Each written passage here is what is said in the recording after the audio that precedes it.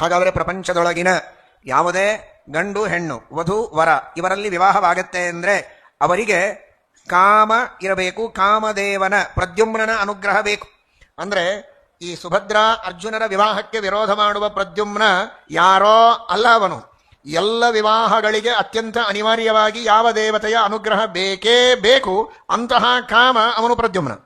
ಅಂದರೆ ಕೃಷ್ಣನ ಎದುರು ಪಕ್ಷದಲ್ಲಿ ನಿಂತವರು ಎಂಥೆಂಥವರು ನೋಡ್ಕೊಳ್ಳಿ, ಕೃಷ್ಣನ ಮುಂದೆ ಯಾರೂ ಲೆಕ್ಕಕ್ಕೆ ಬರೋದಿಲ್ಲ ಅನ್ನುವುದನ್ನು ಗಮನಿಸಿ. ಅಂತಹ ದೇವ ಅವ. ಅಂದರೆ ಇವತ್ತು ಮದುವೆ ಅಂತ ಆಗಬೇಕಾದ್ರೆ ಪ್ರದ್ಯುಮ್ನ ಬೇಕು. ಅದೇ ಮದುವೆ ಮಾಡ್ಕೊಳ್ಳೋರಿಗೆ ಇದು ಗೊತ್ತಿಲ್ಲ, ಶಾಸ್ತ್ರ ಓದವರಿಗೆ ಗೊತ್ತಿರ್ಬೋದು, ಆದರೆ ಸಾಮಾನ್ಯರಿಗೆ ಗೊತ್ತಿಲ್ಲ. ಆದರೆ ಅವನ ಅನುಗ್ರಹ ಬೇಕು, ಇಲ್ಲದೇ ಇದ್ರೆ ಕಾಮನೇ ಇಲ್ಲ.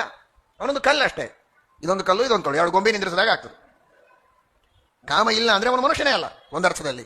ಹಾಗಾಗಿ ಆ ಅರ್ಥದ ಇಚ್ಛೆ, ಜ್ಞಾನ ಇವುಗಳೆಲ್ಲ ಇರಬೇಕು. ಸರಿ, ವಿಶೇಷವಾಗಿ ಆ ಪ್ರದ್ಯುಮ್ನ ಅನುಗ್ರಹ ಬೇಕು. ಅಂತಹ ಪ್ರದ್ಯುಮ್ನ ಅವನೇ ಸಾಂಬ ಒಂದೇ. ಇನ್ನು ಇದೀಗ ಕೇಳಿದಿರಿ ಗುರುಬಲ ಚೆನ್ನಾಗಿರಬೇಕು ಅಂತ, ಮದುವೆ ಆಗಲಿ ಏನೇ ಆಗಲಿ ಗುರು ಚೆನ್ನಾಗಿರಬೇಕು ಅಂತ. ಹಾಗಾಗಿ ಆ ಬೃಹಸ್ಪತ್ಯಾಚಾರ್ಯರ ವಿಶೇಷವಾದಂತಹ ಅನುಗ್ರಹವೂ ಕೂಡ ಕಾರಣವಾಗಿದೆ ಈ ಮದುವೆಗೆ.